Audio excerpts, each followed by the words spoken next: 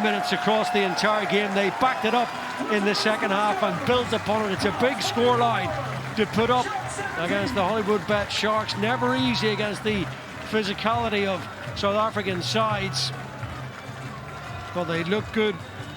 They look like a team, Connacht, who used the November test window to good effect on the training paddock. So many positives throughout the game. Hugh Gavin's certainly one of those. Tries for Sam Illo, Matthew Devine in the second half. Sam Gilbert in off the bench for his debut as well. And it's a much needed second victory of the season and a first since that win here against Benetton on the opening night. It finishes up in Galway. Connacht 44, the Hollywoodbets Sharks 17. Great night's work for Connacht. John Dobson was with us pre-match, and he was pretty quick to say that Connacht would have far too much for the Sharks tonight.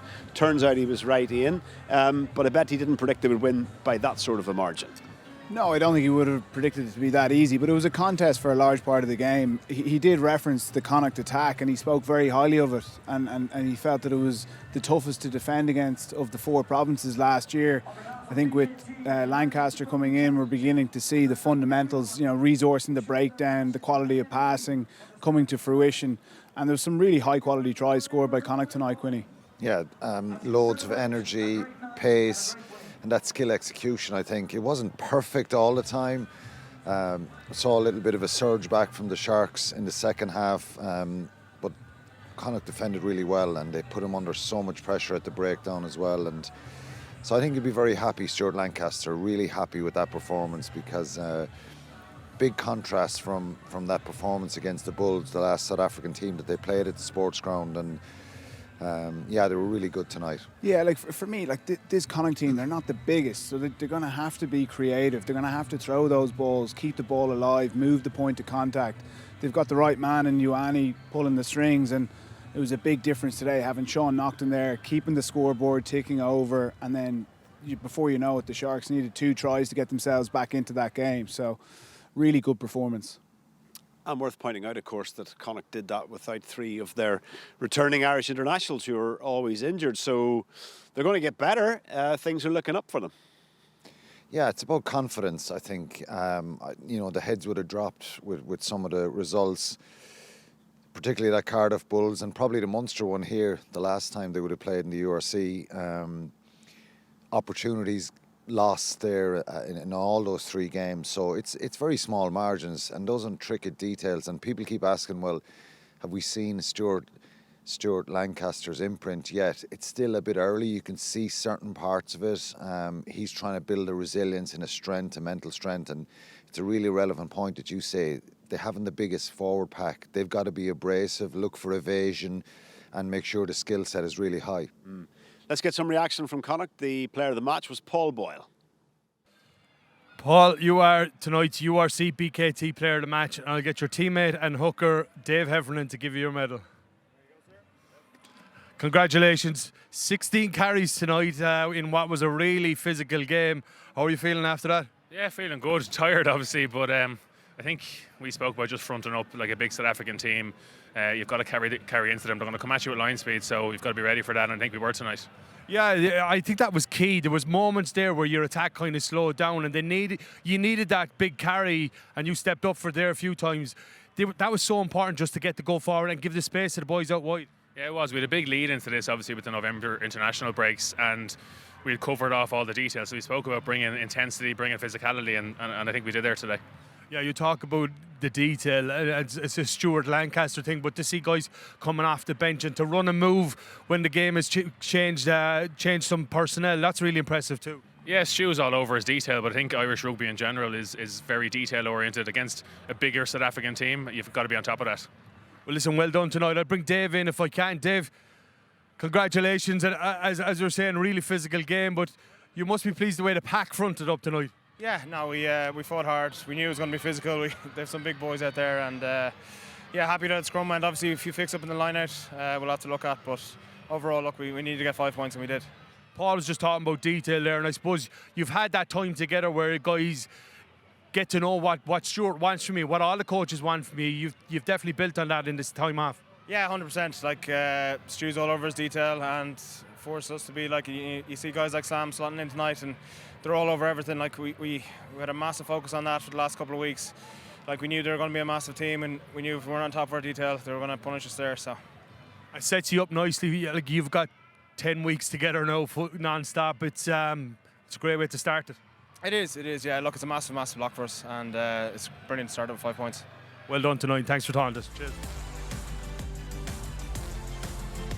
Yes, Connacht have ended their losing streak. 5 tries and 5 points. The perfect return to the URC for Stuart Lancaster's side as they warm up for the Challenge Cup. We'll have more analysis and more reaction when we come back.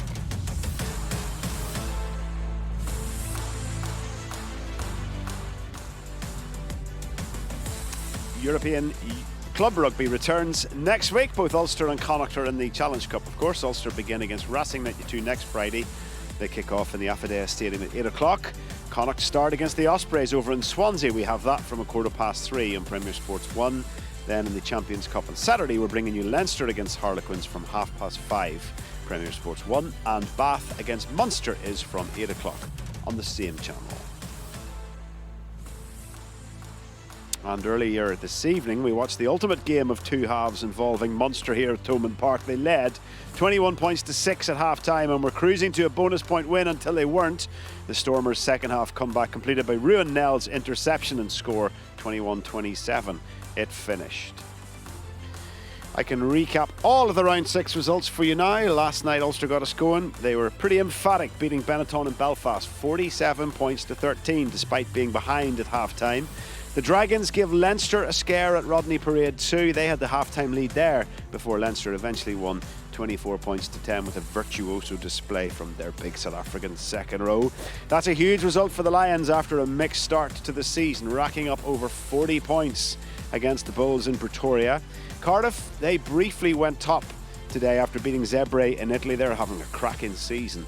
Edinburgh heaped more misery on the Ospreys at the Hive, just a 2-point win.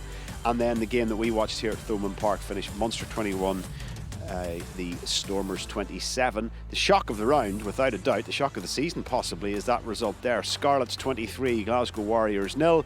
And then in the game that we watched just now at the Dexcom Stadium, Connacht beat the Sharks 44 points to 17, which leaves the table looking like this. The Stormers obviously are top, the only side in the league to be unbeaten. 6 wins out of 6 they have. Cardiff up to second. Who predicted that at the start of the season? Not too many people.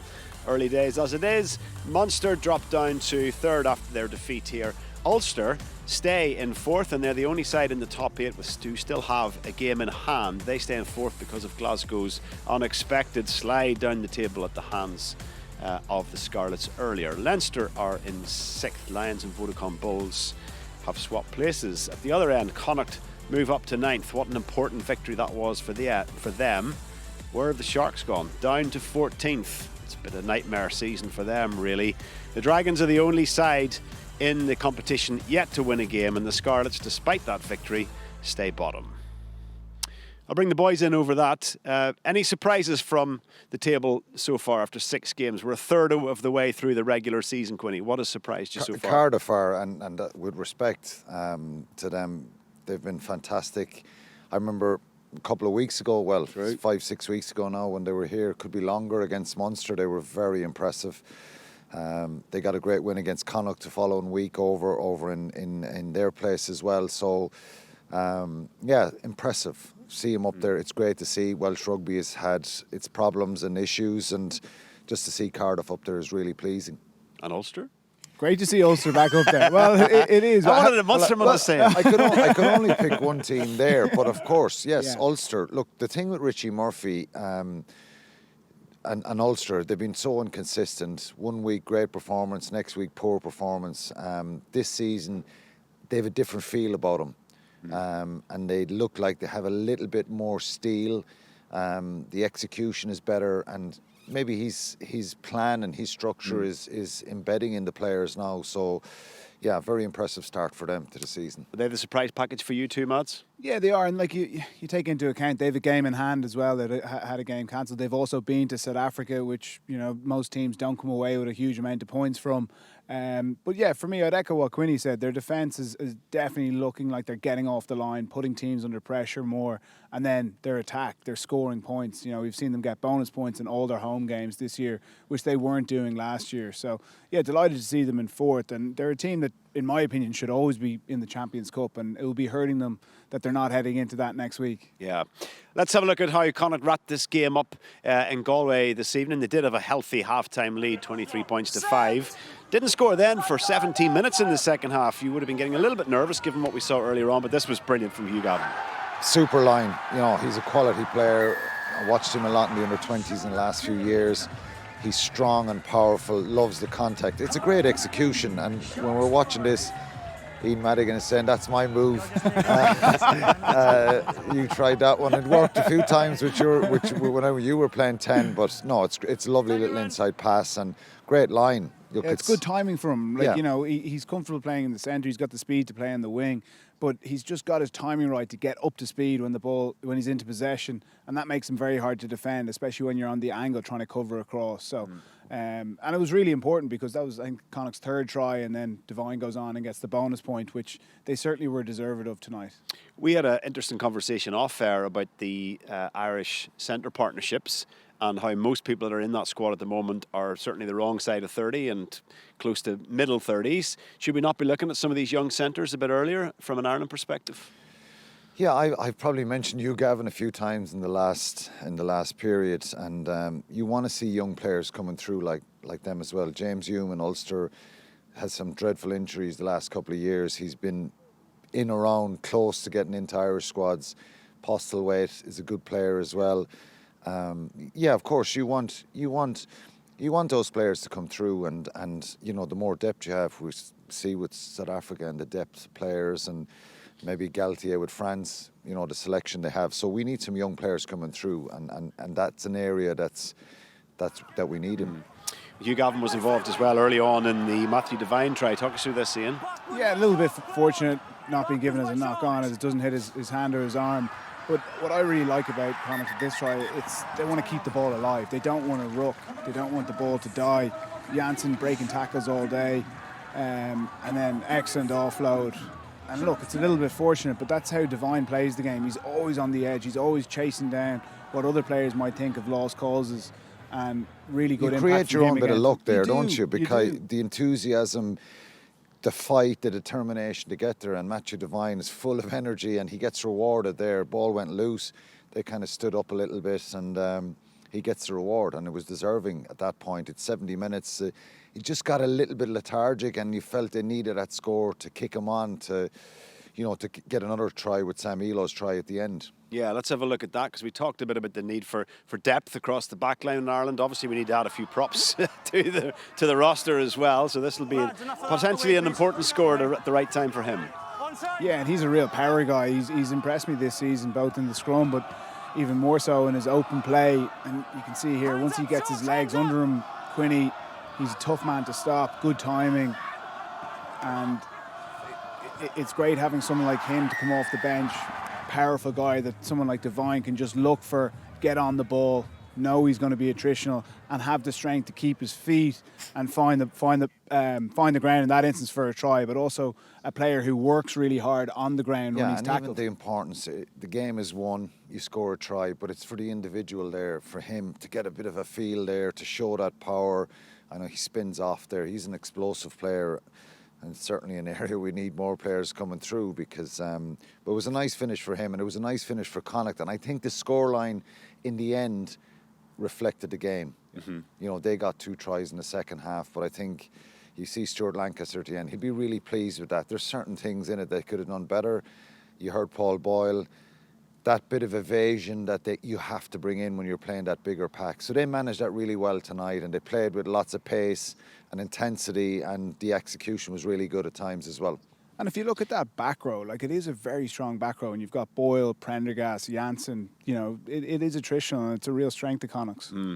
Even psychologically, crossing the 40-point barrier will give them a big lift, given what, you know, how poorly they've performed in some games up to now. Yeah, and that's been a challenge for Connacht this season, because it's a fine line between overplaying and then turning the ball over and giving the opposition the opportunity to attack against you when you're fatigued and full of lactic. And it happened a couple of times in the first half, but then they got their handle on the game, and then when they were winning penalties, they were deciding to keep the scoreboard ticking over, kicking threes, and they haven't quite had consistency in a goal kicker. And full credit to Sean Naughton. I don't think he missed one tonight. Yeah, what think 7 out of 7 or 8 out of 8? Yeah. And they weren't easy. They were challenging kicks. Yeah. And it shows the confidence of him when he's going to his captain going, no, let's take 3, got them off to a good start, and there was plenty of conversions out wide as well. So when he kicks as well as that, and Mac Hansen is fit and trying to get back into that full-back role for Connacht, do they stick with Naughton given the haul of points that he's clearly worth now, Quinny? Absolutely. You have to, I think. Look, well, you just... Put Hansen somewhere else? You know more about this, but you're even talking about the body language, the shape, the strike, the whole lot. He looks like, he's the real deal, and it's so invaluable. I remember playing games in my own career where Ronan O'Gara would step up, hard penalties out near the touchline, and you just go straight away. He's just pointing at the post and he kicks them. It's brilliant to have that. So if you can add that to the Connacht team, as I said, they lost a lot of close games last year. So you think 2 penalties, a couple of conversions, and suddenly... And that scoreboard keeps ticking over, and it's really, really important. It also means that Connacht can run with Josh Ioane, who's a brilliant broken field runner, and it takes the pressure off him with the place kicking, because that is not a strength of his. No, and even to have an additional kicker in the wider channels and, play to Connacht's strengths, move the point of contact, move the ball into the wide channels, and then the kick can come from the likes of Hansen on the wing or Naughton at fullback, and let Ioane focus on what he's good at, which is his passing and his running game. Yeah. So what are you expecting from Connacht now in Europe? Can they put together a bit of a run in the Challenge Cup, Quinny? Yeah, I think so. I think the disappointment of both Ulster and Connacht not being there, and as a player, it's a special competition to play in the European Cup itself. They're in the Challenge Cup, so... they play Ospreys first, so... Yeah, but it's an opportunity as well to have a run here, get some good results. They've Ospreys, Black Lion is the other. Yeah, Black I think of Montpellier away and and Montauban, I think. So they're winnable games. They for are. all They have of a good them, draw. Like Montpellier away would be a challenging game. So it's like anything. You work the key here is you heard the hooker. What's his name? Heffernan. Yeah, Dave Heffernan talking about the 10-week block, and I remember this as a player as well. This period from the end of November, start of December, right through to the end of January is a very attritional period. You need a little bit of luck with your squad. You need players finding the form at the right time. So obviously with Europe in there and URC, you've got to manoeuvre, take 1 week at a time, but squads will be rotated as well. So Connacht, absolutely they can have a run in with the Challenge Cup. You suddenly get into April and you're in knockout stages, and top of the ground stuff for them. They can have a chance of really having a go and try and win in the competition or getting in very close to it as well. So it should be a target and a goal of theirs as well. Sharks have to go to Toulouse and then they play Saracens. On current form, that's not going to be a trip they'll relish. No, now they'll have some internationals coming back who would have been with South Africa today for the Welsh game. But that was a worrying performance again, to go with a host of worrying performances that they've had. And if you don't turn up physically against Toulouse and Saracens, you're going to be looking at a cricket score. Yeah. So there'll be some soul searching this week for the Sharks, and they'll be trying to turn around. Now they did meet Toulouse last year, albeit at home, and they really put it up to them. So maybe they'll be clutching on that. Let's look back on Munster's defeat here at Thomond Park earlier when they were beaten by the Stormers despite a very healthy half-time lead. Their head coach is Clayton McMillan. Well, Clayton, I'm sure that loss is tough to take. Just talk us through your emotions right now. Oh, obviously disappointed, but the first thing just got to acknowledge we come up against a very good Stormers side who put us under a lot of pressure in different areas, and we're just better than us on the day, so we'll take it on the chin and move forward. In terms of that first half, there was so much that was working from Munster. Is that what you're wanting to see for your side consistently going forward? Yeah, look, I thought it was some of our best rugby we've played all year in the first 30 minutes. But we didn't do a hell of a lot more after that. So, back to the drawing board. A good kick up the backside, and some lads hurting in there, which is it's actually good to see because they're disappointed in themselves. It hurts because they care, and we're going to need to get better to compete against the best. And where do you think that change came from then, in terms of that first 30 minutes and then how things switched? Set piece, inaccuracy, discipline, they all go hand in hand. Once one thing goes wrong, there's always the potential that start to chase the game a little bit and force things. And I thought we were really guilty of that. I'm not sure we got past more than 3 or 4 phases in the last 50 minutes of play, so we've just got to be patient, make sure we're playing at the right ends of the field, and clearly we've got to tidy up our set piece. Appreciate your time. Yeah, thank you. He picked out quite a few issues, didn't he? Let's have a look at how the Stormers won this game in the second half. Complete transformation, both from them, from their attacking perspective, and from potentially Munster's defensive perspective. What was the difference, Quinny? I think the difference was, and you have to give the Stormers credit, the players came off the bench. We had John Dobson on, and that power and that pace and that energy, I think Munster probably didn't manage that second half for the little bit of possession that they had at times. I thought they should have kicked a little bit more, tried to pin the Stormers back, but this power, then their line speed became a little bit passive. They have a yellow card here, Coombs is in the bin, but they're way too narrow there in defence. You can't leave attacker Abrams. He's in near the post, he's trying to sprint out. It's great execution, and Niall Scannell gives away a penalty off a line out. They go length of the field, and this one then is, look, it can happen. You're a 10-in. Yeah. But I think at that point you should be trying to just punch people up. You're still ahead. You're a point up. Just play do the simple stuff. So a little bit of game management. And I can't fault Jack Crowley, because it's a call. Move is on. He reads it well, doesn't he, Ruan Nell? Yeah, it's a great read, and it's one of those ones. It's all duck or no dinner for Ruan Nell there. If he doesn't come up with the ball, the likelihood is Munster are going to be the team scoring.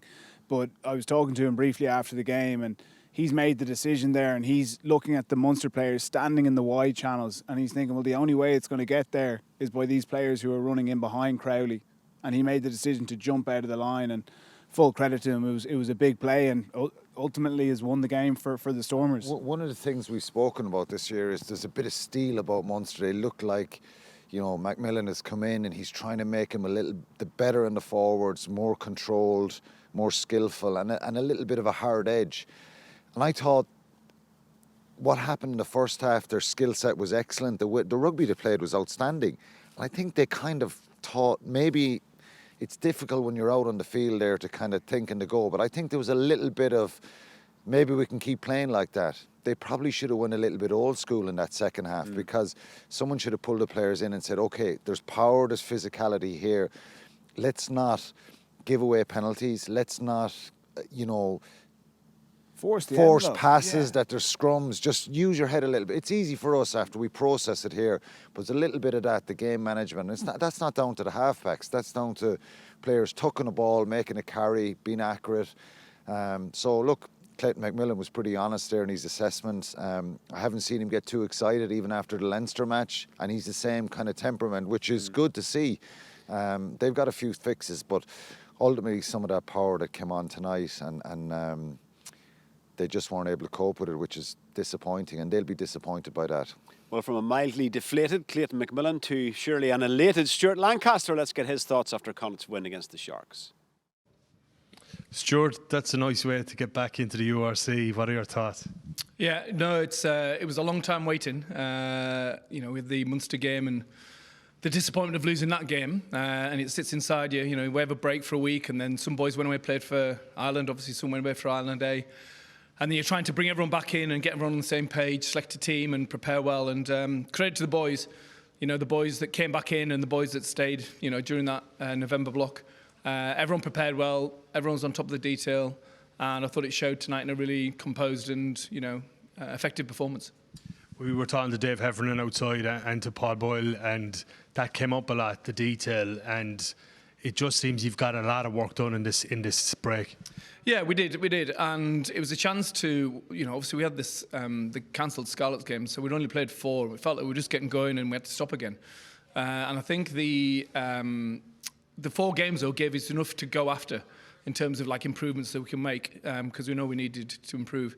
And also it gives us the time to prepare for Sharks. You know, it's a unique defensive system, so we prepared well for that. Obviously, the challenge is now you don't get 3 weeks lead into the next game and the next game and the next game. You know, we get a decent run into Ospreys, but then it's a 6-day turnaround into the Black Lion, and then we play Dragons, and then you've got the Christmas period to navigate. Well, there'll be time off, obviously, family time, and Ulster, and then Leinster.